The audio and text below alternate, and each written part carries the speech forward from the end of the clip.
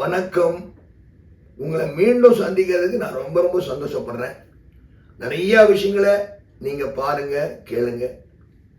இப்போ இன்னைக்கு ஒரு முக்கியமான விஷயம் பேச போறோம். என்னன்னா, என்னுடைய நெருங்கிய நண்பர், அவர் இந்த தர்மத்துக்கு என்ன போலயே 30 வருடங்களா வந்தவர் தான். ஆனால் இப்போ அவர் உலகத்தில் இல்லை. அவருடைய திருவடி அடைஞ்சிட்டாரு. ஏன்னா அது என்னை விட ரொம்ப வயதானவர். அவர் வெளிப்படையாக ஒரு பகவானுடைய வகுப்பில் சொல்லும்போது அவருடைய அனுபவத்தை சொல்லிட்டார் எல்லாத்தையும். அப்போது அவர் ஒரு கஸ்டம்ஸ் ஆஃபீஸர். அவருக்கு ஏகப்பட்ட ஃப்ரெண்ட்ஸுங்க, போதை பழக்கம், குடி, தினந்தோறும் குடி. டெய்லி குடிச்சிட்டு வந்துட்டு மனைவியை அதுவும் அந்த பெல்ட்டால் அடிப்பார். அந்த சும்மா மட்டும் இல்லை, அவருடைய பேண்ட்டு ஃபுல்லாகவே நனைஞ்சிருக்கும்.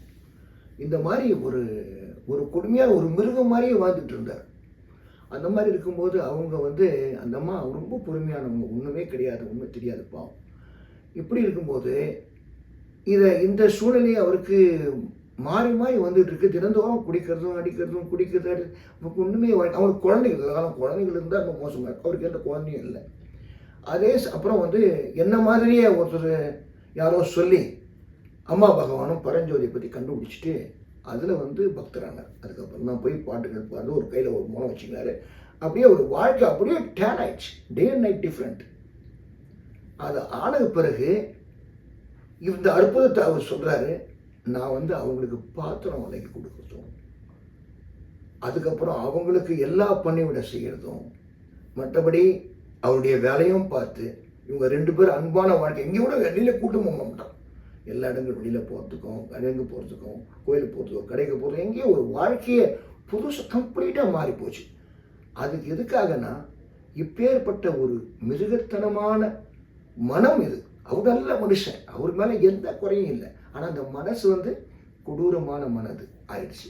இதில் வேறு வசதி, பணம், அப்புறம் ஃப்ரெண்ட்ஸுங்க நிறைய பேர், நிறைய வகையில் அவர் கெட்ட வாழ்க்கையின் ஆரம்பம் ஆயிடுச்சு. நல்ல வாழ்க்கையிலேருந்து கெட்ட வாழ்க்கை. வசதி வரும்போது கஷ்டம், பிரச்சனை ரொம்ப வந்துடுச்சு. அதுக்கு பிறகுதான் பகவானுடைய அனுபவத்தில், அவருடைய அருளில் மனமாற்றம் அடைஞ்சு அவர் மனிதனை மாதிரி பல ஆண்டு வாழ்ந்தார்.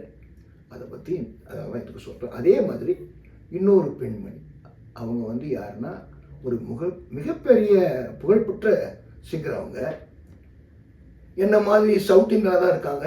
அவங்க முதல்லேருந்தே பக்தி தான். நாங்கள்லாம் ஊராக போயிட்டு ஒரு இடங்களாக போயிட்டு அதில் பகவானை பிரச்சாரம் பண்ணி அவரை முன்னுக்கு வந்த இந்த தர்மத்தை காப்பாற்றணும்னு நாங்கள் ரொம்ப கஷ்டப்பட்டோம். அந்த நேரத்தில் அந்த பெண்ணு சாதாரண ஒரு சின்ன பொண்ணாக தான் இருந்தாள். அப்புறம் வளர்ந்து அவங்க ஒரு சாதாரணமாக பாடுவாங்க, ஒன்றும் பெரியது கிடையாது. அதுக்கப்புறம் இவங்க பகவான்கிட்ட இருந்தாலும் அவர் தான் எனக்கு அப்படின்னு ஒரு பெரியவங்க மாதிரி அப்படி அவங்க குடும்பத்தில் ரொம்ப இதுதான் கல்கி தான் முக்கியமாக வச்சுருந்தாங்க. கடைசியில் என்ன ஆச்சுன்னா, அந்த வசதி, அது ஏகப்பட்ட பணம், பதவி, உயர்வு எல்லாமே கிடச்சிச்சு அவங்களுக்கு. அவங்களுடைய பேர் இன்னி வரைக்கும் எல்லாரும் ரொம்ப ஃபேமஸ். இப்போ கவலைப்படுறவங்க தான் ஜாஸ்தி இருக்காங்க. இப்போ அவங்கள பற்றி ரொம்ப ஓஹோன்னு அவங்கெல்லாம் எப்படி இருந்தாங்க. என்ன ஆச்சுன்னா காரணம், மனது இந்த மீடியா தவறாக சொன்னதை வச்சு கண்டுபிடிச்சிட்டு உடனே தப்பாக கண்டுபிடிச்சி தவறான எண்ணம் மனசில் போந்த பிறகு அதுலேருந்து வெளியில் ஏன்னா வந்த பிறகு அது 15 வருஷமோ 10 வருஷமோ முன்னாடி வந்தது. அப்புறம் நல்லா ஓஹோன்னு இருந்தாங்க. ஆனால் இன்னைக்கு அவங்களுக்கு கஷ்டம் இல்லை, வசதி இருக்குது. ஆனால் கொடுமை சொல்லக்கூட முடியாத கொடுமை நடந்திருக்கு. நான் அது இங்கே சொல்ல விரும்பலை. அப்படி பப்ளிக்லேயே கதறி அழுதுருக்காங்க. இருந்திருந்தால் காப்பாற்றப்பட்டிருப்பாங்க. அது இந்த இடத்துலேருந்து அவங்க போயிட்டாங்க. அது மாதிரி அப்புறம் இன்னொரு உதாரணம், இந்த மாதிரி பல பேர் இருக்காங்க. அதில் இன்னொன்று ஒரு விஷயம் நான் சொல்லணும். என்னுடைய நண்பர், ரொம்ப நெருங்கிய நண்பர். இது மாதிரி நாங்கள்லாம் ஒவ்வொரு இடமா ஒரு ஊராக போயிட்டு பகவானுக்கு அந்த தர்மத்தை வளர்ப்போம். அந்த மாதிரி நேரத்தில் ஒரு குறிப்பிட்ட வீட்டில் என் நண்பர் தட்டுறாரு, ஓய்வு இல்லாமல் தட்டுறாரு. நாங்களாம் என்ன ஒவ்வொருத்தரும் ஒரு இடங்களில் போவோம், ஒரு நிமிஷம் தட்டுவோம், கேட்பாங்க, தர்மம் பற்றி நோட்டீஸ் கொடுப்போம், இங்கே வாங்கின இது இருக்குது, நல்ல ஒரு அறிவுரைகள் கிடக்கும். அந்த மாதிரி கிளாஸ்களை கொடுத்து நம்ம பகவானுடைய உத்தரவுனால நாங்கள் எல்லாம் பண்ணோம். அதனால் அந்த தட்ட அந்த வீடு கதவு திறக்கவே இல்லை கடைசி வரைக்கும். நான் கவனிக்கலை. கடைசியில் என்னப்பா வாப்பா போகலான்ற மாதிரி ஆயிடுச்சு. வந்து பார்த்தா அந்த அம்மா ஒரு அம்மா வந்து வீட்டுக்குள்ளே இருந்து வருது. அவருடைய சொன்னது பார்த்தா ஒரு நிமிஷம் தாமதமாய் கவுத்தட்டி இருந்தாலும் அங்கே வந்திருந்தாலும் அந்த அம்மா எங்கேயோ இந்த உலகத்தை விட்டே போயிருப்பாங்க. அவங்க என்ன பண்ணாங்கன்னா கயிறை போட்டுட்டு அதுக்கப்புறம் ஒரு சேர் செட் பண்ணி அதுக்கு மேலே ஒரு செட்டு இன்னொன்று வைக்க போகிறாங்க. அது ஏற போகிறாங்க. என்னென்ன குடும்பத்தில் அவ்வளோ பிரச்சனை ஒன்றுமே இல்லை. ஏதோ ஒரு அது அந்த தனிப்பட்ட அவங்க குடும்ப விஷயத்துக்கு போகணும்னா அவங்க தன்னை உயிரை மாற்றிக்கிட்டு இருந்தாங்க.